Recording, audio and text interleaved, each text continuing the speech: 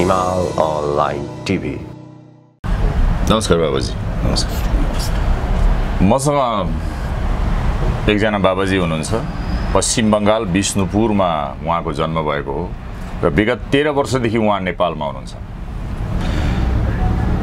उहाँको सन्यस्त नाम कल्प मोचन आनन्द वज्रस्वामी मुनि हो। उहाँसँग करिब 3 वर्ष अगाडि यसै स्थानमा भेट भएको थियो र उहाँलाई सुन्ने अवसर हामीले पायौँ। अनि यस्तो महसुस भयो कि जीवित अवस्थामा यानी छाम्दा भेटिने यस्ता गुरु जसले हामीलाई यस ब्रह्माण्डका सारा रहस्यहरू, यस ब्रह्माण्ड र त्यस ब्रह्माण्ड, दुईटा ब्रह्माण्ड, यस ब्रह्माण्ड र त्यस ब्रह्माण्डका सारा आयामहरूलाई अनि प्रायोगिक हिसाबले, बोधको हिसाबले बुझाउन सक्नुभयो। किन 3 वर्षमा उहाँलाई बार बार सुन्दै आयौँ, म लगायत अरू केही साथीहरू। उहाँलाई मैले करिब 2 वर्ष अगाडि, 1.5 वर्ष अगाडि एउटा लेख पनि लेखेँ, अनलाइनमा भेटिन्छ, एक बङ्गाली फकिरको काव्यिक नोस्टाल्जिया। अनि त्यसपछि अब यस्तो लाग्यो उहाँलाई सुन्दै जाँदा कि एउटा लेखले मात्रै हुँदैन, उहाँमाथि एउटा मोटो पुस्तक म लेख्नेछु भन्ने चाहिँ मलाई लागिरहेछ र त्यस कारणले म उहाँको पछि कहिलेकाहीँ हिँड्छु।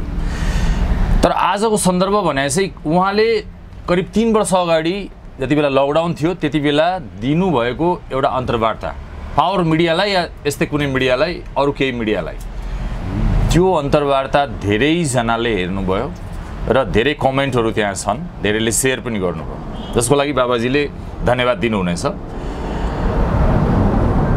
त्यहाँ आएका कमेन्टहरू हेर्दाखेरि ती कतिपय यहाँ 15, 16, 20 मिनटको मात्रै अन्तर्वार्ता भएको हुँदा सारा कुराहरू, यी ब्रह्माण्डका सारा कुराहरू त्यहाँ समेट्न पाइएन र यसलाई एकचोटि फेरि एउटा डिटेलमा गरौँ भनेर आज हामी यहाँ बसेका छौँ। र त्यहाँ आएका कमेन्टहरूलाई पनि मध्यनजर राख्दै यहाँ ती 15 मिनट भित्रमा बाबाले बोल्नुभएका 29 वटा पोइन्टहरू छन्। ती पोइन्टहरूमा आज बाबाजीले विस्तारपूर्वक बताउनुहुनेछ। स्वागत छ बाबाजी। अब स्वागत गर्नु। नमस्ते। पहिलो टपिक छ, के तिमीलाई थाहा छ चाइनाको नाम कसरी रहन गयो? त्यहाँका बासिन्दाहरू चन्द्रमाबाट आए, तसर्थ मुलुकको नाम रहन गयो चाइना। ठुला आँखा र लामो नाकवाला मान्छेहरू सूर्यबाट आए, जो भारतवर्षका बासिन्दा हुन्। नेपालमा चाहिँ चन्द्रवंशी र सूर्यवंशीहरूको सम्मिश्रण पाइन्छ। त्यसैले आफैलाई चिन्ने अभ्यासमा लाग। नेपालीहरू, तिमीहरू दुनियाँकै महत्त्वपूर्ण बासिन्दा हौ। पहिले काठमाडौँ उपत्यका बिल्कुलै खाली थियो, पछि यहाँ चन्द्र र सूर्यवंशीहरूलाई खोजी ल्याएर राखियो ताकि उनीहरूलाई कसैले विनाश गर्न नसकोस्, किनभने यहाँ हमेशा एक प्राकृतिक सुरक्षा कवच मौजूद छ। बाबाजी इस पे थोड़ा चर्चा करना चाहिए। आप कोई भी भाषा में बोल सकते हैं, अंग्रेजी, हिंदी, नेपाली। सत्य वचन बोला आपने जी। मैं हिंदी में बोलूँ तो अच्छा है, क्योंकि सबसे अच्छी क्लियरिटी मेरे को हिंदी में ही है। बंगाली आप लोगों को समझ नहीं आएगी।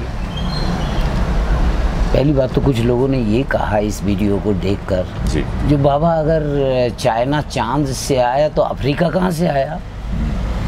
तो ये आपके अंदर भी जाग सकता है। तो इसका मतलब जो हमने कहा ये सही से समझने की कोशिश नहीं किया इस आदमी ने, और फिर इस तरह का इन्होंने उत्तर दिया।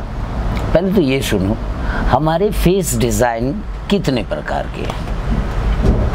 आपने ज़्यादातर फेस देखा होगा जिसे आप लोग मंगोलियन फेस कहते हैं, चपटा वाला, और जिसे आप इंडियन फेस कहते हैं, उठा हुआ चेहरा लेके नाक बाहर। ये दो ही आदि अनादि चेहरा है। जब धरती में मानव की सृष्टि हुआ तो पुरुष बना, सभी सुना है, मलानी मनाली मलानी, लाइक कश्मीर में पुरुष का शुरुआत हुआ, और तुम्हारे नेपाल में नारी की शुरुआत हुई। जो नारी का चेहरा दिखाया गया था वो था चेप्टा, गोल, लाइक माय मदर, सेम चेहरा।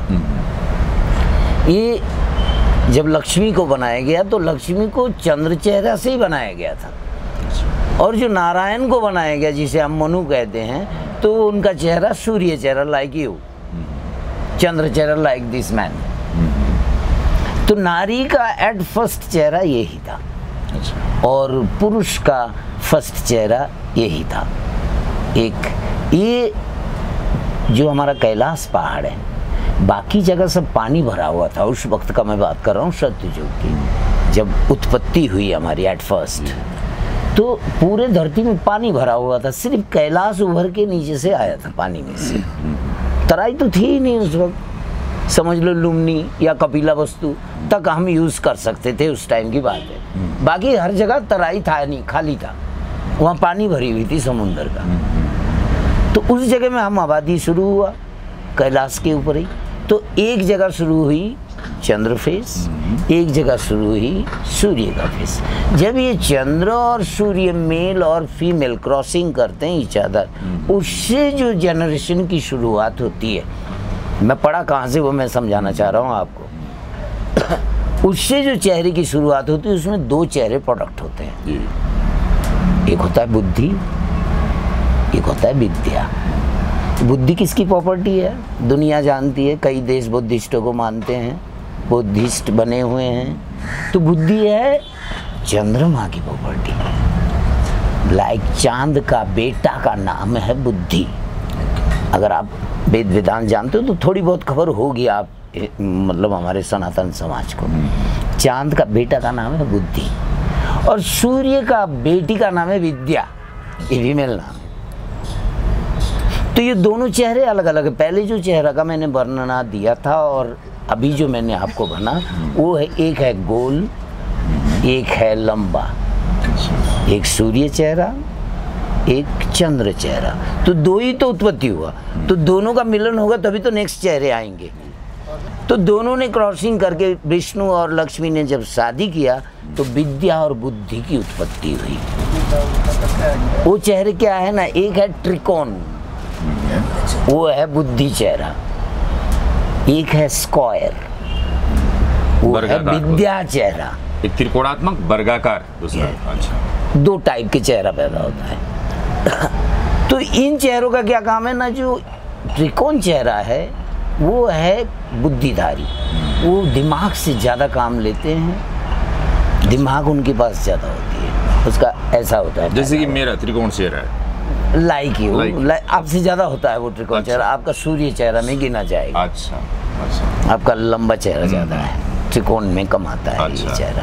तो आप सूर्य चेहरा में आएंगे। तो जब ये दो चेहरे, तो विद्या पहले जानिए बुद्धि क्या करता है और विद्या क्या करता है। बुद्धि क्या है, अंदर की हर चीज़ों को लेके और अपना कैपेसिटी को बढ़ा के अपने अंदर स्टॉकेज करके रखता है। और विद्या क्या है, विद्या उसे प्रकट करता है। जो मेरे अंदर से एक्टिंग निकल रही है, बोली वचन निकल रहा है, मेरा कर्म जो उभर के मेरे अंदर से निकल रहा है, उसका नाम है विद्या।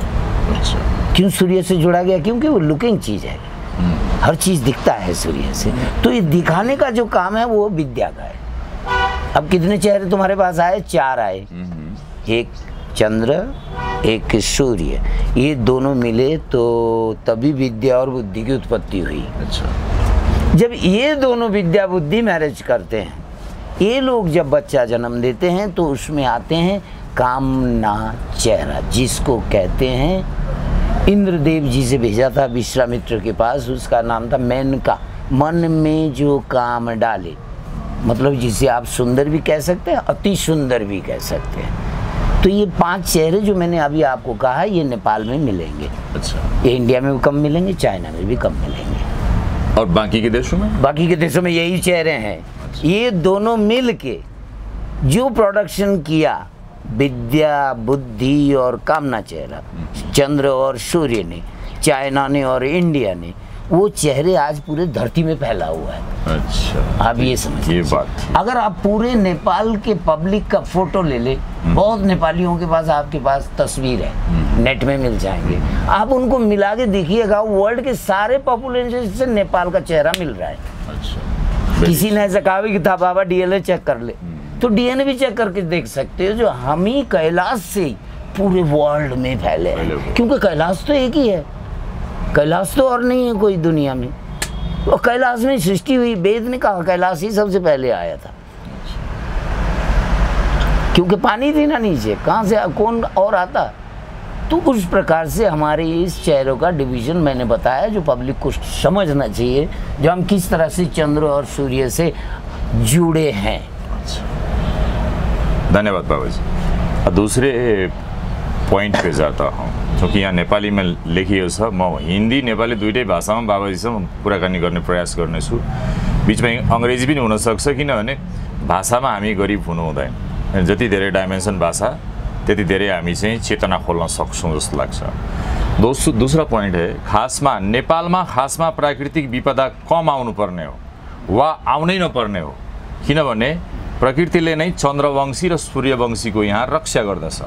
तर आज यहाँ प्राकृतिक विपदा आउन थालेका छन्। यसको कारण आज यहाँको शक्ति ह्रास हुन थालेकाले हो। यसो हुनुमा यहाँका बासिन्दा नै जिम्मेवार छन्। डेफिनेटली सत्य वचन बोला आपने। अब मुझे बोलने दीजिए। ऐसा है, आपके नेपाल में अभी भी हाल नहीं जोता जाता। ऐसा क्यों भाई? कारण ये नेपाल के जितने पहाड़ हैं, पूरे वर्ल्ड के लोग यहाँ के पूजा करते हैं।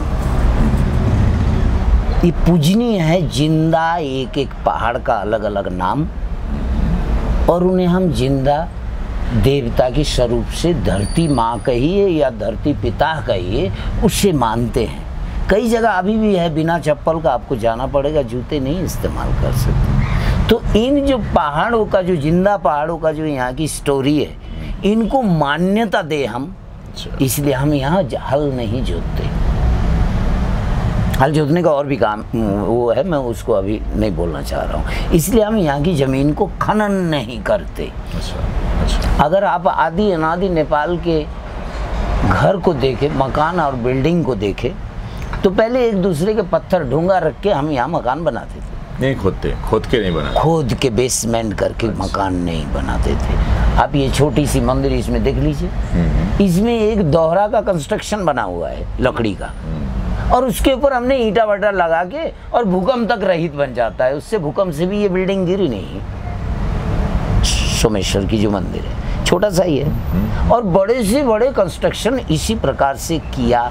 ये 700 साल पहले आपके पास कोई इंजीनियर जन्म लिया था, जिन्होंने इस कंस्ट्रक्शन की शुरू की थी। अर्निको, जो कि तिब्बत में गया था। हाँ, यू आर राइट, चाइना गया था। तो इस प्रकार से अगर हम अभी भी भूमि को रखें, तो भूमि से जो हमारे शरीर में से हवा निकलता है, इसलिए होल है, पसीना नहीं, एयर भी पास होता है। तो ऐसे भूमि तो एक शरीर है, हम मान्यता दे रहे हैं, दिस इज माय मदर, तो वो एक शरीर है। उस शरीर को अगर हम कंक्रीट से ढक रहे हैं, पूरा शहर ढका हुआ है, तो बताओ अंदर हमारा पेट का गैस, शरीर का गैस कैसे निकलेगा? यहाँ क्या तुम्हारा साइंस भंग खा के सो रहा है? अब 4 पिलरों में भी तो बिल्डिंग खट्टी कर सकते हो, इस हिसाब से भी तो बिल्डिंग बना सकते हो। ओल्ड सिस्टम से बड़ी बिल्डिंग नहीं है क्या? इतने बड़े बड़े मीनारे बनी हुई इस प्रकार से, इतने बड़े बड़े ताजमहल बने हुए हैं इस प्रकार। बट ताजमहल में तो खनन हुआ था, यहाँ पे खनन नहीं है, यहाँ पे बेसमेंट नहीं कर सकते आप। अच्छा, क्योंकि आपकी मान्यता पे आएंगे आप तभी ना जी। आप एक मूर्ति को तोड़ेंगे क्या? तो ये तो ईश्वर का बनाया हुआ मूर्ति है, ये पहाड़ी चित्र। क्या इसको खनन करने का आपको अधिकार है? क्या इसको होल करके आपको रेलवे लाइन बनाने का अधिकार है? नहीं है आपको। अगर ये सब नेगेटिविटी आप करेंगे, जैसे कि आपने फ्लोर को ढक दिया कंक्रीट से, तो बताओ भूकंप नहीं आएगा तो क्या आएगा? और पहाड़ में भूकंप क्यों आता है ज़्यादा, उसकी भी सुन लो। क्योंकि पहाड़ है ये कैलाश, और तराई गई नीचे, डाउन हो गया, तो हवा का लेयर ऊपर को जाता है कि नीचे को जाता है? ऊपर को। तो तराई का पूरे जितनी भी धरती की एयर है, वो सब कैलाश को भागता है, गैस। और कैलाश के चारों तरफ इस प्रकार का भूकंप का ड्रामा आता है। इसीलिए हम साधुओं ने खोज करके यहाँ धूला लगाना शुरू किया। पहले हमारी हर पहाड़ी की चोटी में एक धुना होती थी, अब देख सकते हो जाके बंद हो गया होगा। अब तो यहीं के धुने बंद है, पशुपति के तो दूसरे की छोड़ो। धुना क्या करता है? तो अखंड ध्वनि की बात करें, अखंड, जो कभी बंद ना हो। धुनी उसी का नाम है जो कभी बंद ना हो।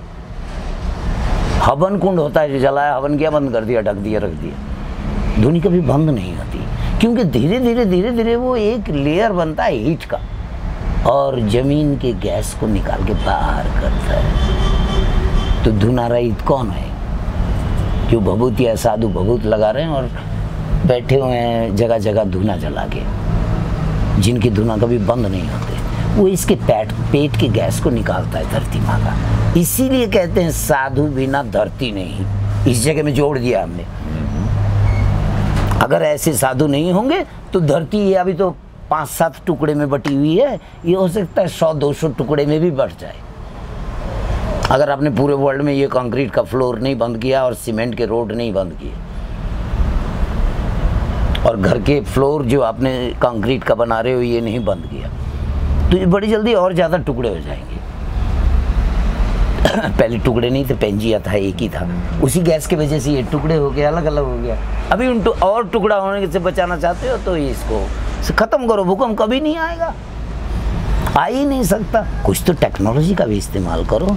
कली काल में कर्म में प्राप्ति, और इस प्रकार का कर्म को आप बंद कर रहे हो। अभी हम धुआं कर रहे तो 5 आदमी लाठी लेके आ जाता, पानी डाल देता। क्यों भाई? उनको पता नहीं, इसलिए ऐसा करते हैं। इसीलिए मैंने जानकारी दिया आप लोगों को, जो इस प्रकार से अगर आप करें, तभी मैंने उसमें कहा था ये एक ऐसा क्षेत्र है यहाँ कभी भूकंप आता ही नहीं। तो आप रूलिंग में चलो ना जी, राइट वे में चलो ना, प्राकृतिक वे में और टेक्नोलॉजिकल चल में चलो, तो जगह जगह धुना लगवाओ, तो घर उसी हिसाब से बनवाओ, और घर उसी हिसाब से बनाओ, कभी आपको सफर नहीं होना पड़ेगा, मजे में रहोगे। अच्छा। भगवान को गाली नहीं दोगे। यार अभी भूकंप आती है तो भगवान को गाली देते उल्टा, और भगवान की चरित्र को मानते नहीं हो। तो पिछले 15-20 साल में नेपाल में ज़्यादा डिजास्टर, नेचुरल डिजास्टर हो रहे हैं, इसका मतलब यहाँ धर्म भी नष्ट हो रहा है, ये दोनों बात जांचती है। आपने जो बताया, डिजास्टर के टाइम में मैं यही था, मैं चप्पल तो पहनता नहीं, मुझे लगता था जैसे मेरा पेट घूमता है, पेट के अंदर का मटेरियल ऐसी धरती अंदर घूम रही थी, मैं उस दिन फील किया। अच्छा। तो क्यों ना, उसका गैस तुम्हारे पास होगा, ऊपर नीचे बंद हो जाएगा रास्ता, तो क्या करेगा, गैस घूमेगी ना अंदर, बाहर तो निकल नहीं पा रही, तो दैट मीन्स भूकंप आउट हो जाता है, थोड़ी देर में भूकंप खत्म हो जाती है। तो उस गैस को हम स्लोली निकालने का तरीका हम ही लोग चलाते हैं, खास करके नागा साधु लोग जो बहुत लगाते हैं और हर वक्त गांजा पीते हैं, या कोई गांजा नहीं भी पीता है, ऐसा भी नागा मिलेंगे जो रक्शी भी नहीं पीते, दारू भी नहीं पीते। अच्छा, शुक्रिया बाबा जी। अब हम तीसरे पॉइंट पर आ सकते हैं। तीसरे पॉइंट पे कौन मना कर? नेपाल सारा दुनियाँको प्रमुख अदालत थियो। यसको पुरानो नाम न्यायपालले नै यसबारे धेरै थोक बोलिरहेको छ। न्यायपाल यानी न्यायलाई पालना गर्ने गराउने। पशुपतिमा अवस्थित प्रमुख शिवलिङ्गको चारै दिशामा पूजा हुने गर्दछ। साथै मास्तिर शिरको पनि पूजा हुन्छ। यसको मतलब के हो भने पशुपति नै सारा धरतीका न्यायपाल हुन्। दुनियाँमा यसरी पूजा हुने शिवलिङ्ग अन्त कतै छैन। अब मैं बताऊं? जी बताइए। जिसे तुम पशुपति नाथ बोल रहे हो और पांचों तरफ से जिसकी पूजा करते हो, वही है कैलाश। कैलाश के टांकों में जाके हम लोग पूजा कर पाएंगे क्या? अब वही जिंदा पहाड़ की बातों में आ गए। तो ये रावण ने इसको उठा के यहाँ लाके स्थापना किया था, जो आगे जाके पब्लिक यहाँ इसका सुलभ उठाए। अच्छा। और ये जो चारों तरफ का पहाड़ों का बेड़ा है, पशुपति के चारों तरफ ऊंचाई जैसे हमारी पगड़ी होती है घूमी हुई चारों तरफ, ऐसा देखो पहाड़ का एक कंस्ट्रक्शन बना हुआ है, चारों तरफ बीच में है पशुपति। दैट इज ए सुरक्षा केंद्र फॉर पशुपति। उसको पार करके दुश्मन भी नहीं आ सकता। ऐसा ऐसा सिस्टम यहाँ पे। कोई कहते हैं यहाँ पे पानी था, तालाब था। ऐसा क्यों भाई? नहीं, अगर टांगों भी तो चाहिए कि नहीं? टांगों में आप देखिएगा एक जगह सॉफ्टी प्लेस होता है, क्योंकि हीट ना हो। पानी इसलिए यहाँ रखा गया था धरती में हीट ना बने, धरती फटे ना, इसलिए यहाँ पे सारे में पानी भर के रखा हुआ था। स्टार्टिंग कंस्ट्रक्शन की बात कर रहा हूँ धरती का, पृथ्वी का। अब धीरे धीरे बदल रहा है हर एक चीज की चरित्र। तो उस प्रकार से अगर आप देखें तो फिर कैलाश एक जिंदा ताकत है, ब्रह्मांड को चलाने वाली ताकत। ब्रह्मांड को, सिर्फ इंसान को नहीं, उनको चलाने वाली ताकत कैलाश है। तो फिर कैलाश क्या हुआ? जो दुनिया को चलाता है वो कौन है तुम्हारे समाज में? Definitely justice. एक डिस्ट्रिक्ट जज होता है कि नहीं होता है? न्यायपाल, न्याय पालन करते हैं। वो न्याय का पालन खुद भी करते हैं और दूसरे से भी करवाते हैं और सिखाते भी हैं। तो वही है पशुपति, सारे पशुओं का पालनहार। तो वो समझ लो प्रैक्टिकली देखना चाहते हो तो छोटा सा मूर्ति वहाँ क्या दिखेगा आपको, आप कैलाश को देख लो। हाँ। तो आपको पता लग जाएगा जो किस तरह से पालनहार है सारे जीवों का, कैसे चला रहा है, और अंदरूनी शक्ति भी उसमें है। पशुपति का जो अंदरूनी शक्ति, अलख निरंजन वाली शक्ति, वो उसी कैलाश में ही है। इसीलिए हम उसकी खनन नहीं करते। रोड बनाते तो झमेला हो जाता है, जबरदस्ती कहीं जाते तो गायब हो जाते हैं, तरह तरह की चीजें। शिवलिंग की चारों ओर से पूजा होना भी, मतलब चारों दिशा, ये दुनिया का चारों ओर, मैंने ये न्यायपाल उसे रखते हैं। पूरब, पश्चिम, उत्तर, दक्षिण, कैलाश की 4 साइड है कि नहीं जी। तो उन्हीं 4 साइडों की ताकत बताया गया इस लिंग के अंदर। पशुपति उसमें सबसे जो महत्वपूर्ण साइड है वो है कैलाश से कन्याकुमारी वाली साइड, जिससे आप कन्याकुमारी से देखेंगे कैलाश को तो उत्तर दिशा लगेगा। इसलिए हम लोग मंत्रों में उत्तराखंडे बोलते हैं, भारतवर्ष उत्तराखंडे। अगर आप कैलाश में खड़ा होकर कन्याकुमारी को देखोगे तो जो पशुपति का अघोर दृष्टि में दक्षिण दिशा कहते हैं वो दिखेगा आपको। तो दक्षिण दिशा को इन्होंने कहा है अघोर। अघोर का मतलब होता है, देखो ये दक्षिण दिशा में ही बसाया रावण ने, कैलाश के पूर्व या पश्चिम में नहीं बसाया या उत्तर में नहीं बसाया, ये कैलाश के दक्षिण में है पशुपति, अघोर वाला भी साइड में। कैलाश से कन्याकुमारी तक प्रकाश रहते, अघोर का मतलब प्रकाश, तो उस प्रकाश की साइड में इसको रखा गया। तो यहाँ पे कोई ना कोई प्रकाश का नियम कानून, प्रकाश क्या है ये तो यहाँ होना चाहिए ना। तो उसमें प्रैक्टिकली अगर देखे जाए प्रकाश कहाँ है तुम्हारे यहाँ, जिसको हम लोग किरातेश्वर बोलते हैं, साउंड से हर काम कर लेनी, आपको ना किसी को हाथ दिखाने, ना डंडा मारनी, ना कुछ करनी, आवाज़ से हर काम कर लेना। तो ये स्वर यहाँ पे है आपके पास प्रेजेंटेशन। इसी ओम की शुरुआत स्वर से ही हुई, सत्य की शुरुआत ओम से हुई। ऊपर किरातेश्वर लिंग से मेरे ख्याल ओम हटा दिया किसी ने, वो ओम सत्य है। यहाँ इस जगह में ओम का शक्ति है। ये बसाया नहीं किसी ने, ये किसी ने प्रैक्टिकल ढूंढा, क्योंकि जिंदा पहाड़ है, पहाड़ में ये शक्ति रहती है। तो उस प्रकार से आप यहाँ पे जो चारों तरफ से अगर घेरा देखे पशुपति का, तो देखिएगा चारों तरफ गणेश मिलेंगे, चारों तरफ भैरव मिलेंगे जो पशुपति का गार्ड अंदरूनी सिस्टम को चलाते हैं, देख रेख करते हैं। पशुपति का कोई लॉस न करे। एक बार कहते हैं यहाँ पे आरबी से ना आए थे, 40,000 की करीब, उन्होंने उनको मंदिर नहीं दिखा, ये मस्जिद में बदल गया था ऑटोमेटिक। जो इस्लाम सैनिक आए थे यहाँ, हाँ जी, उनके सारे, जैसे पीसी सरकार ने सारे स्टेडियम के लोगों का व्यूज बदल दिया था, टाइम चेंज कर दिया था, ऐसे यहाँ पशुपति ने ऐसा जादू दिखाया था जो मुस्लिमों को यहाँ मंदिर ही नहीं दिखा, मस्जिद दिखा। अच्छा। और सब सलाम करके भाग गए। इसलिए कोई भी ईंटा वहाँ का नहीं टूटा है पशुपति का, चारों तरफ के टूटे हुए हैं। ये भी मंदिर तभी का टूटा हुआ है 300-400 साल पीछे, जिसमें अभी हम रह रहे हैं। ये ऊपर के जो मंदिर नए रिपेयर बन रहे तब वो भी उसी वक्त टूटा हुआ था।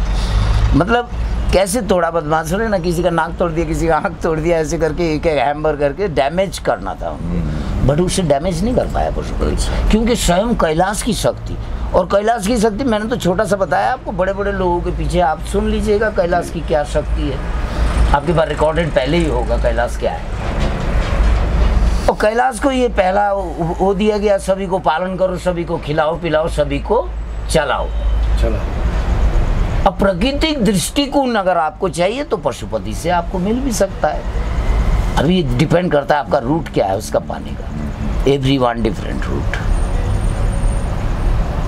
आजकल हम और तुम सोचते हैं भगवान मेरे जेब में, जो मैं बोलूं वो करे, ऐसा नहीं होता। भगवान के लिए कोटि कोटि लोग हैं, अलख निरंजन के लिए जो दिख नहीं रहा है पावर। एक और सपोज आप बात कीजिए, एक ऐसा शक्ति जिसे हम अलख निरंजन कहते हैं, मूर्ति पूजा का भी पूछ लेना वो भी बता दूंगा। अलख निरंजन कहते हैं जो दिखते नहीं, जिसे मुस्लिम पूछते हैं। वो शक्ति छुपाई क्यों रहता है भाई? इतनी बड़ी शक्ति डर के रहता है क्या हमसे? This is true. क्योंकि मनुष्य जब धरती में आता है उसी शक्ति को चैलेंज देने लग जाता है, इसलिए वो अपने आप को बचाने के लिए विचित्र विद्या का इस्तेमाल किया उन्होंने। वो सब में रहेंगे, दिखेगा किसी को नहीं।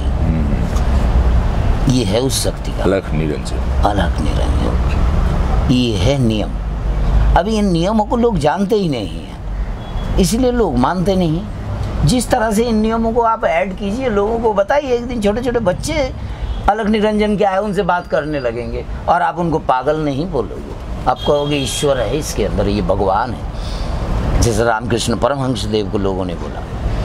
अभी तो पागल करार दे के मेंटल हॉस्पिटल में डाल देंगे, किसी बच्चे ने ऐसे कहा। वो तो सभी कहते, मेरी माँ ने, मैं जब साधु बन के भीख मांगने गया मम्मी के पास तो कहती पागल है, गांव में सब जगह पागल बोल दिया। तो वो भी एक अच्छी बात है, पागल जो बोला मेरी माँ ने वो भी एक अच्छी बात है, आशीर्वाद है वो भी। पागलो, अच्छा, जो इसको चाहिए था वो मिल गया, अब क्यों ढूंढेगा वो। पागल हो, पागल। जो मुझे चाहिए था मुझे मिल गया, अब मैं क्यों सफर रहूँ, घूमते रहूँ। हमने उसका बदल दिया उत्तर को, जहर वाली उत्तर को अमृत बना के आपको सुनाया।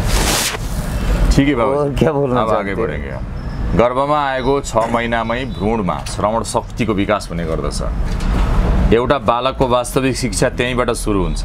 यदि बच्चालाई ज्ञानी बनाउने हो भने गर्भवती महिलालाई चाहिँ उचित शिक्षा दिन थाल्नु जरुरी हुन्छ। अष्टावक्र ऋषिले आमाको गर्भबाट बता, हम भूल जाऊंगा नहीं। ठीक।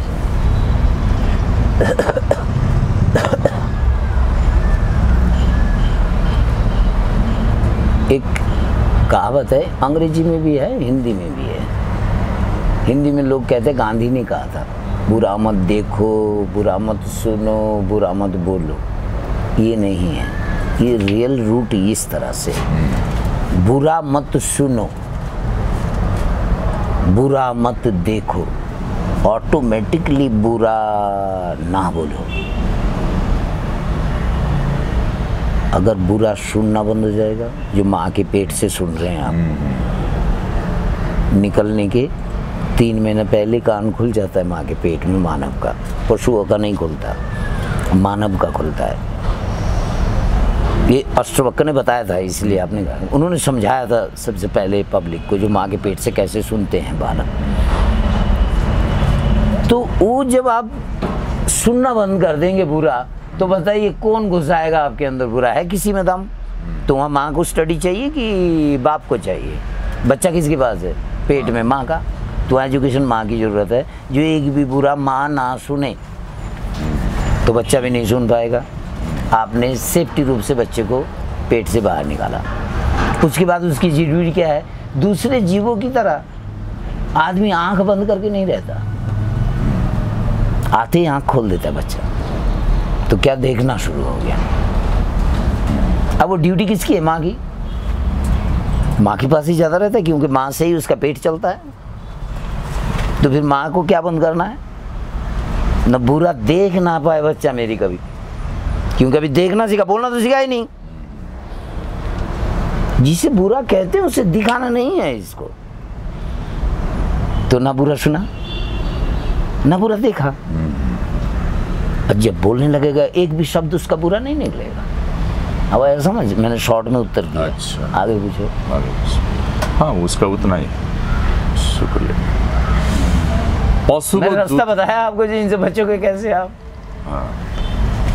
पशुको दूध खाने हो भने त्यसमा सुकुमेल हालेर खानुपर्छ, नत्र दूध पनि रगत। उसका कारण अभी साइंस ने टेस्ट भी किया है। जो दूध, ये साइंस ने अभी किया है। अच्छा। हम जुगों जुगों से जानते हैं जो दूध खून है, हमने इसलिए सुकुमेल निकाला। सुकुमेल डालने से सुकुमेल डालने से उसका जो खून का पावर है वो घट जाता है। जो एक मांस और ब्लड को खाने से हमारे शरीर में जो हनी पहुंचती है, हमें जानवर बनाता है, वो तंत्र है, उसमें डालते ही उसको काट देता है। अच्छा। जैसे भैंस का दूध पिला के एक बच्चे को पालो और गाय का दूध पिला के एक बच्चे को पालो। अगर तुम्हारा 2 बेटा है तो पता लग जाएगा तुमको भैंस का दूध क्या देता है और गाय का दूध क्या देता है। भैंस का दूध बच्चे को अग्रेसिव बनाएगा। अच्छा। तो उसके बिना वो एग्रेसिव बन जाओगे। इसीलिए इलायची को लोग कूल भी बोलते हैं, भोजन में डालो कूल करेगा। अंडरस्टैंड? तो एग्रेसिवनेस को माइनस करता है। इसलिए उसका सबसे पहले नाम हम नेपालियों ने ढूंढ कर दिया, सुख से मिलाउन्छ। सुकुमेल। Yes. अच्छा। एक अर्काको ज्यानमाथि जो वार गर्छ त्यो जनावर हो। यहाँ मनुष्यका नाउँमा धेरै जनावर छन्। कोही 2 खुट्टाले टेकेर हिँड्दैमा मनुष्य बन्दैन। मनुष्य बन्न ज्ञान र बोध चाहिन्छ। मान और होश, उसे नेपाली लाई भन्छ मानिसे और हामी बंगालीलाई भन्छ मानुष। मान होश संस्कृत में भन्छ मान और होश। मान मीन्स कोई भी आपको सम्मान करे, कोई आपको लीलादायक है कि गाली ना दे देख के, जो भी देखे हाथ जोड़े, तो हो गया सम्मान से जुड़े हुए आ गए आप। होश मतलब आप जब चलें तो आपके पैरों के नीचे चींटी भी ना मरे, कमीलों में ना मरे, तब आप होश माने जाएंगे। क्योंकि होश में है, गलत काम कैसे होगा? वो एक लाइफ है, आप उसे किल कर रहे हैं तो आप बेहोश है। तो उस प्रकार का दो क्रिएशन आपके अंदर चाहिए, तब आप मानुष बन गए। अब वो कौन से काम करने से समाज के हर आदमी आपसे हाथ जोड़ेगा, नमस्ते करेगा, ये आपको ढूंढना है। कौन से काम करने से आपको नशेबाज कहेगा, नशे में हो, बेहोशी में हो, ये भी आप जानते हो। जैसे गांजा, भांग, दारू वगैरह वगैरह लोग पी के बेहोश रहते हैं, उसे नशेड़ी बोलते हैं। और नागा साधु तो पी के होश में रहते हैं फिर। तो यार साधुओं के साथ गृहस्थों का कोई तुलना करोगे तो कैसे हो? साधुओं से हम कुछ सीख सकते हैं कि नहीं सकते हैं? बीच का ये प्रश्न। सब कुछ तुम लोगों को, एक्चुअली ये शब्द साधु नहीं है, साधु गृहस्थ को ही बोला गया। स्वयं को धो, बढ़िया रास्ते में चलो, you are sadhu, self clean, self washing, inner sadhu. Inner sadhu Sanskrit भाषा में उसे साधु बोलते हैं, संस्कृत भाषा में उसे साधु बोलते हैं। अंत, स्वयं को जिसने किया अंत, वो अपने आप बन जान्छ अंत। अब सारा दिन हम क्या करेंगे, मैं कैसे जीऊंगा, मेरा बिस्तर कैसा होगा, मैं खाऊंगा क्या, यही सोचता रहूं तो मैं संत तो नहीं हूं। अंत, मेरे सारे भी मुझे छोड़ के होने चाहिए। मेरी सारी जैसे सत्यम शिवम सुंदरम, ये तीन शब्द में ये बोला गया, सत रहिए, सेवा में रहिए, और जिसे छुओ वो सुंदर हो जाए। ये आपका नियम है काम करने का। सत पथ में रहिए, हर चीज सत का इस्तेमाल कीजिए, जो भी आपके कर सके, बोली, वचन, सोच आदि इत्यादि। हमें तो ये बोला गया, एक नेगेटिव थिंकिंग तुम्हारी मृत्यु है, ऐसा गुरु महाराज ने मुझे बोला था। तो नेगेटिव थिंकिंग को भी आपको हटाना होगा दिमाग से, तभी आप सच बन पाएंगे। और शिव ये स्त्रीलिंग नेम है, ओरिजिनल नेम है सेवा। पुरुष क्या है? सेवा। पुरुष साउंड सेवा है, शिव का पुरुष साउंड सेवा है, स्त्रीलिंग साउंड है शिव।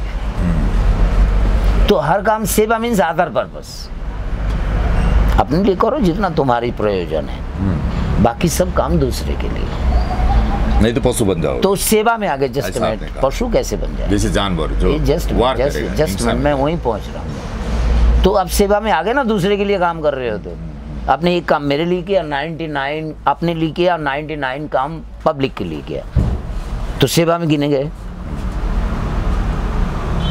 और जिस चीज को छुओ वो सुंदर हो गए। तो ये सत्यम शिवम सुंदरम इसलिए लिखा जाता है। हाँ, उधर क्या तुमने पूछा था उसमें? जिसे वार करे वो जानवर। हाँ, जानवर। अब रही बात सेकंड पार्ट जानवर की। जान पे जो करे वार, उसे भंच जानवर। हम जानवर को जानवर क्यों बोलते हैं? हमने बहुत दिनों तक देखा जो दूसरे को मारते हैं। खाना दे दिया तो एक सांड कमजोर सांड का खा जाएगा, एक हाथी कमजोर हाथी का खा जाएगा, एक कुत्ता कमजोर कुत्ते का खा जाएगा, मार के भगाएगा उसको। तो इसी एक्टिंग को देख के हमने एक्ट नाम दिया। जान पे जो करे वार, उसका नाम वो है जानवर। तो बताइए, आपने अपने बेटे को मार दिया तो आप जानवर नहीं हुए? ऐसे कर्मापा के अनुसार कर्म में प्राप्ति के रूट में आप जानवर बन गए। एक ही चाटा आपने अपने बच्चे को मार के। तो सारे काम आपको वचन से लेना है, किरातेश्वर। अंडरस्टैंड? ये हाथ सिर्फ आशीर्वाद देने के लिए दिखाया बताया गया। विवेकानंद ने इतना बताया, आप लोगों ने सुने ही नहीं ये बात। ये हाथ जो है हमारी सोल के रक्षा के लिए दिया गया, सारे जीवों की रक्षा के लिए दिया गया। और तुम इससे किसी को घात करो, मारो, पीटो, ये तो है ही नहीं कहीं। फिर आप रक्षक से भक्षक हो गए, जानवर बन गए। अब जानवर ही पवित्र दिख रही है, तभी मैंने बोला, मैंने कोई अपने तरफ से बना के थोड़ी बोला, जो मुझे प्रैक्टिकल नज़र आ रहा है वो बोल रहा हूँ। आप लोग आपस में घर में देखिए, विदेशों में कुछ जगह में ऐसा देखा ना, 80-90% क्राइम रिपोर्ट लाई के फैमिली रिपोर्ट। तो दैट मीन्स फैमिली में जो लोग रह रहे वो लोग इंसान नहीं है, वो सब जानवर हो गए। भाई भतीजा, चाचा चाची, मामा मौसी, पिता माता, ये सब लड़ाई कर रहे हैं, कोर्ट का रिपोर्ट बता रहा है। तो फिर क्या हो गए? तो जितने ज़्यादा कोर्ट कचहरी उतने ज़्यादा जानवर रहते आप अपने वाणी को सुधारिए और वाणी से कामकाज लीजिए। वाणी क्या है उसको जानिए, वाणी कैसे लोग मानेंगे आपकी, वो भी आपको सीखना है। पहले आपको अपना वाणी का खुद रिस्पेक्ट देना होगा। घर घुस के पानी किससे मांगे? बेटा से मांगे, बीवी से मांगे, या नौकर आदि इत्यादि से मांगे? मांगना उससे है जो तुम्हारी बात को ना काटे, तुरंत दे। अब ये डिसाइड आपका है ना। आप अपने वॉइस को जब रिस्पेक्ट देना सीख जाएंगे तो लोग आपकी वॉइस का रिस्पेक्ट देंगे। पहले खुद को जानना होता है, मैं क्या इस्तेमाल कर रहा हूँ अपने मुंह से, कौन सा कबाड़ है भाई जो काम नहीं कर रहा है, वर्केबल नहीं है, तो ऐसी भाषा बेकार है ना। और ये अब वायरस तो मुंह से जाती है बात करने के लिए। अभी तो हर जगह तुम लोगों को बोल दिया गया कानून के अनुसार, जिसके मन में जो बोलो है। ये अलेक्जेंडर साक्रेती उन लोगों ने सृष्टि की थी, हर जगह बोल देना, बोलना ही मना है हमें हर जगह, क्योंकि मुंह से वायरस निकलता है, नीचे से बैक्टीरिया। हम लोग जहरीला मशीन है मानव, क्योंकि हमारे अंदर अच्छाई बुराई दोनों रहता है। पृथ्वी पेट में रहती है हमारी, वो प्रीत करती है, सबको प्रेम करती है, इसलिए पृथ्वी का नाम पृथ्वी रखा हमने। क्यों? सब लाई प्रेम कर, सभी को पकड़ छो, इसलिए पृथ्वी। और ग्रह का मतलब घातक, तो घातक वाली बात बताया ना आपको, सब बैक्टीरिया छोड़ रहे हैं पूरे शरीर से, पूरे शरीर में ग्रह भरा हुआ है। आपने बताया था अमृत खा के जहर निकालने वाला मशीन है ये। मैं बता तो रहा हूँ, कारण इसीलिए ना। इधर देखो, रवि, सोम, मंगल, बुध, बृहस्पति, शुक्र, शनि, राहु, केतु एंड पृथ्वी, नवग्रह और पृथ्वी को लेके एक मंडला बोला गया, एक मानव का शरीर। ये यूनिवर्सल एक बॉडी है, उसी का सूक्ष्म बना के हमें भेजा गया धरती में। मजाक ना करो इसके साथ, इसको जानवर ना बनाओ, इसको बढ़िया एजुकेशन देके। भगवान थे ये, भगवान है, भगवान रहेंगे। भगवान आसमान से, स्काई से यहाँ नहीं डलता। यही लोग भगवान है, भगयुक्त बान, नारी और पुरुष। पुरुष को बान बोला गया, नारी को भग। वो भी अगर देखा जाए तो वो भी फिर चंद्र, सूर्य और पृथ्वी। वो जो तुम शिवलिंग में नीचे वाला भग देखते हो, वो नारी का भग नहीं है, किसी जीव का भग नहीं है, वो पृथ्वी को बोला गया। और जो बीच में गाड़ा जाता है शिवलिंग, वो चंद्र सूर्य दो प्रकार की होती है, क्योंकि दोनों से ये रिएक्टेड है। चंद्र दिन में रात में रहता है, सूर्य दिन में, दोनों से ये 24 घंटा अफेक्टेड रहता है हमारी पृथ्वी। अच्छा। इसीलिए दो को हमने शिवलिंग द्वारा यहाँ कनेक्शन किया। अब ऐसे समझ आगे मैंने सारे ग्रंथ और वेदों को हटके तुम्हें डायरेक्ट समझा दिया। जय हो बाबा जी। आगे बढ़ूं? एक सवाल और है, बहुत सारे हैं यहाँ पे। सवाल नहीं, ये तो बूंदा है, टिपोट है, पर ये इसी में सवाल निकाल रहे हैं। एक शिवलिंग, ऐसे पहले सुन लो, एक शिवलिंग होता है जिसमें सांप बना होता है, वो सूर्य से कनेक्टेड होता है, उसका मंत्र ओम से शुरू होता है। और जिसमें मंदिर में मैं रहता हूँ, इसके लिंग में उधर पड़ा हुआ है लिंग, इसके लिंग में सांप नहीं है, अभी भी चेक कर सकते हो। तो हो गया चंद्रलिंग, उसका मंत्र नमो से शुरू होता है। ये शायद आज ब्राह्मण लोग भी कुछ जो जानते हैं वो इस्तेमाल कर रहे हैं, जो नहीं जानते वो खिचड़ी हो गई। ये लोग क्या कर रहे हैं, बाहर सांप नहीं है इसमें, बाहर से सांप लाके लिंग पे थोप दे रहे हैं। अच्छा। क्योंकि पता ही नहीं उसे कौन सा लिंग है, क्या इसका आकार बनाया। पढ़ाई में देखो, कली में हर चीज़ विक्षिप्त हो जाता है, मालूम है कि नहीं। उसके बाद कोई आता है, उसको ओपन करके बताता है, तो D2 भेस वालों का है। तुमको कैसे पता लगेगा दो टांग फैला के चलने वाले और जूता ना खोलने वाले को? ये सब जोड़ कैसे पाओगे शक्ति से? अर्थ मदर और अंग्रेजी में अर्थ मीन्स पावर, दोनों से तो तुम अलग हो।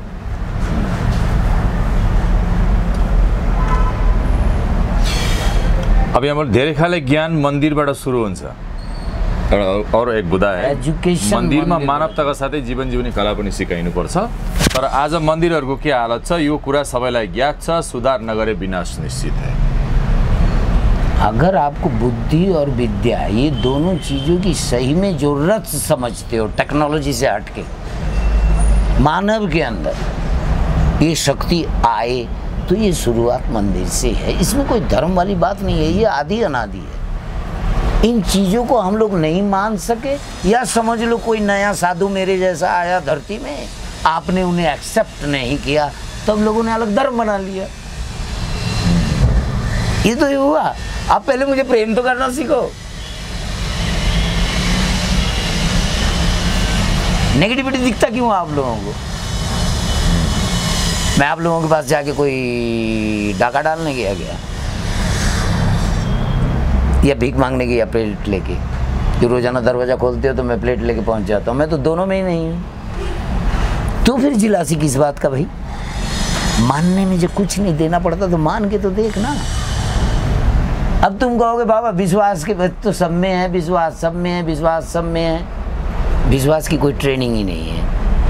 आप मुझे 20 बार कहते हो बाबा मैं तो विश्वास करता हूँ तुझे, बट वो विश्वास नहीं है। विश्वास का कोई ट्रेनिंग नहीं है, विश्वास का कोई सिस्टम ही नहीं है तुम्हारी धरती। और विश्वासम फलदायक, विश्वास को सृष्टि के लिए तुम्हें फल से जीवन जीना पड़ेगा। फल और बीज का एकदम कंट्रोल। मांस अंडे दूसरे जीवों को तो सोचना भी नहीं। आज हम चाइना को क्यों नफरत करते हैं ना? हर चीज़ को खाते हैं, इसलिए उनका ब्रेन और हमारा ब्रेन नहीं मिलता, और कोई कहानी नहीं है। आज हम मुस्लिम को क्यों नहीं मानते? न सिर्फ वही गाय माता को हत्या के चक्कर में, और कोई दुश्मनी नहीं है किसी का। आज हम और लोगों को, कोई लिंग का चमड़ा काट देता है, क्यों हम उससे नफरत करते ना? वो समथिंग माइनस हो जाता है उससे। उस चीज़ों को ढूंढो, रियलिटी को। तो रियल में हो क्या तो पता लग जाएगा आपको। तो मंदिर की आज ये बता रहे हैं आप, आज ये देवी देवता मूर्ति बना के हम लोग धरती में पूज रहे हैं। उनमें डिफरेंट डिफरेंट शक्तियाँ होती है, उनकी मूर्तियाँ हमने बनाकर हम पूज रहे हैं। उस शक्तियों की मूर्ति, हमारी मूर्ति नहीं है वो। अगर राम है तो राम जन्म होने से पहले राम का नाम था। उस शक्ति की मूर्ति बनाकर हम पूज रहे हैं। अब समझ आ रहा है कि इससे और बढ़िया समझाऊं? नहीं, इसमें और अंदर जाना है। मन्दिरमा मानवताका साथ जीवन जिउने कला पनि सिकाइनु पर्ने हो। तर आज मन्दिरहरूको के हालत छ यो कुरा सबैलाई ज्ञात छ। सुधार, अगर सुधार नहीं करेंगे तो विनाश निश्चित है। मंदिर से कैसा ज्ञान शुरू होता है? विश्वास। एक पत्थर को देख के आप भगवान सोच रहे हैं तो विश्वास आया कि नहीं? जब मिर्च खा के आप मम्मी को मार नहीं पा रहे हैं तो आपके अंदर पेशेंस बन रहा है कि नहीं? सहने की शक्ति बढ़ रही है कि नहीं? कि माँ को तो ना गाली दे सकते हो ना मार सकते हो, बट मिर्चा डाल दिया माँ ने तो क्या हुआ? पेशेंस बना। ठीक उसी प्रकार से विश्वास बनने की ये फैक्ट्री है। अच्छा। शॉर्टकट में बोल दिया मैंने तो। उतना भेद कहाँ टुटलने जाए। सबै धर्म का भेद है। ओके, सबै धर्म हाम्रो सनातन परम्परासँग जोडिएका छन्। जस्तो ईसा मसीहको पुरानो नाम जोएस मुनि हो, मोहम्मद को पुरानो नाम कुरेश मुनि व कुरेशी। इसमें थोड़ा सा मोहम्मद नहीं थे एक्चुअल में। ये मोहम्मद, एक मेरे को ध्यान आया, ये मोहम्मद से पहले थे। ये दापर युग की बात थी जो कुरेश मुनि थे। कुरेश मुनि, समझ रहे हो? कुरेश मुनि, ये मोहम्मद बाद में आए। मोहम्मद पैगंबर थे। वो मैं उस वक्त जल्दी में शायद मिसिंग कर गया था। अच्छा। मोहम्मद नहीं थे, मोहम्मद तो बाद में पैगंबर बन गया है। कुरेश मुनि से पहले इसका फाउंडर है कुरेश मुनि। अच्छा।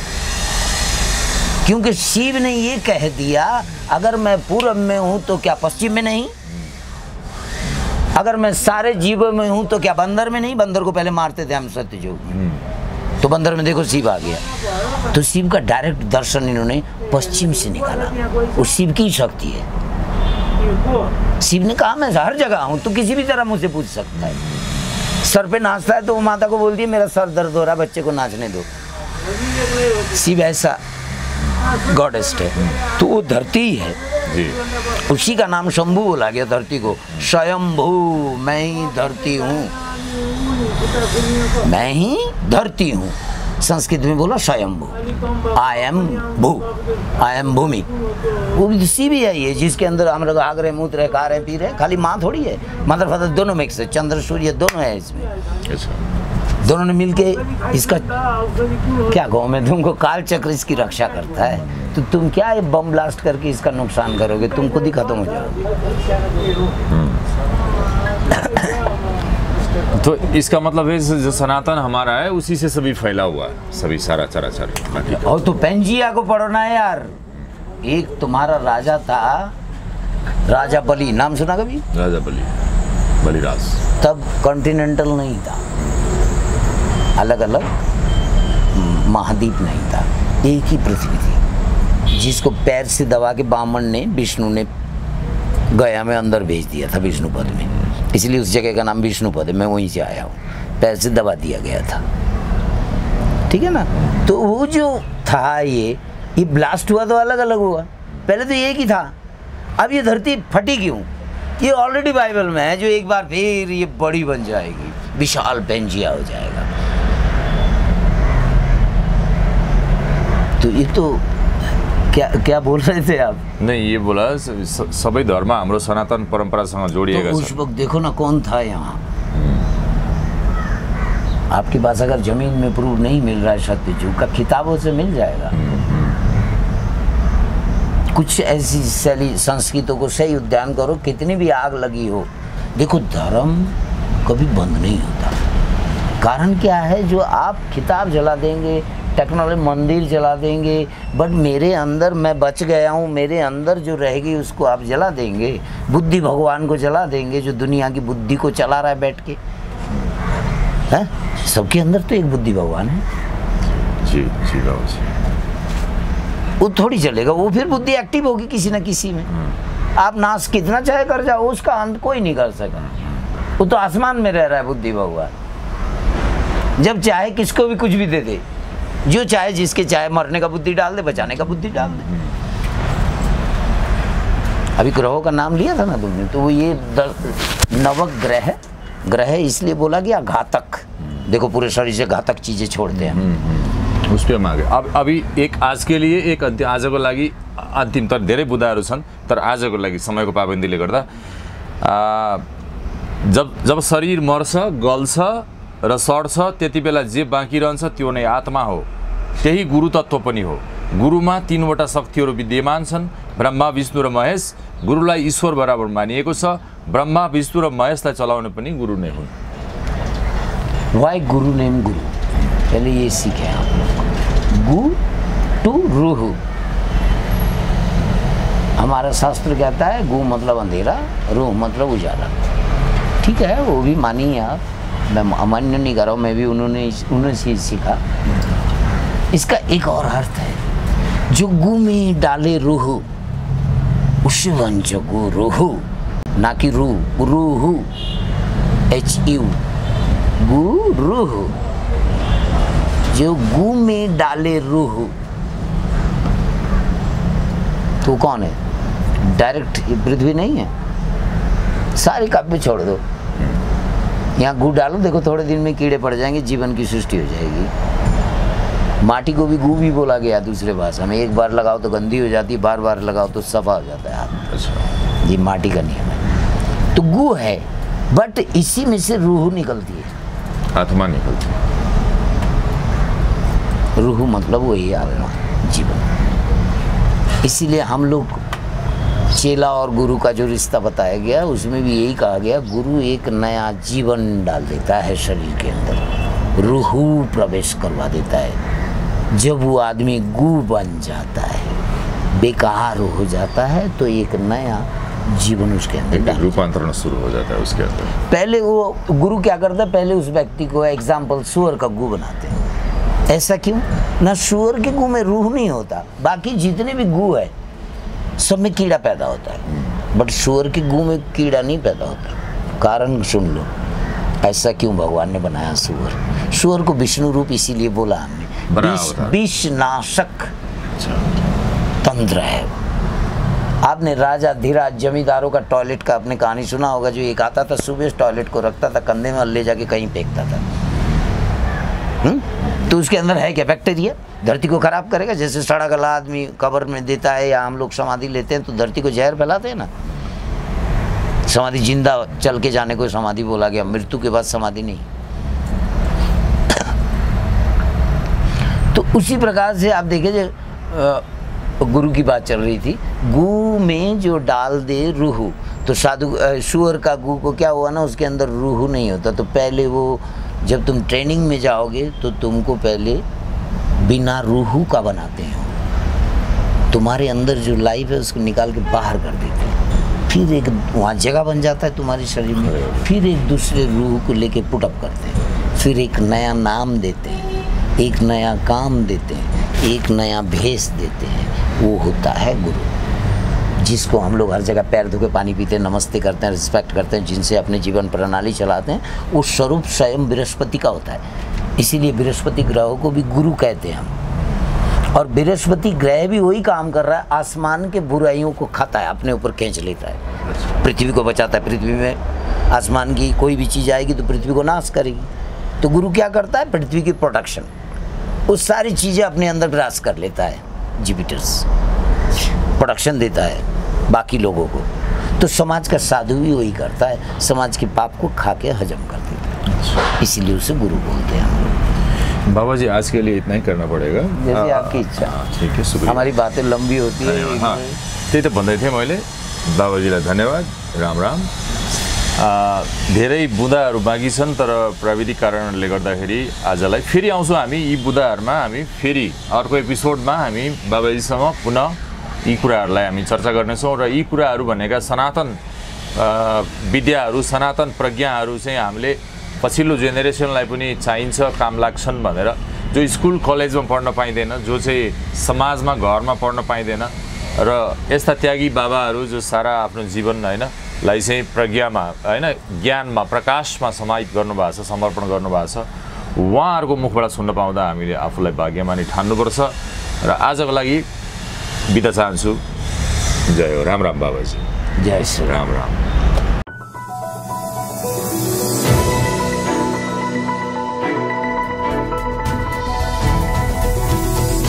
Himal Online TV।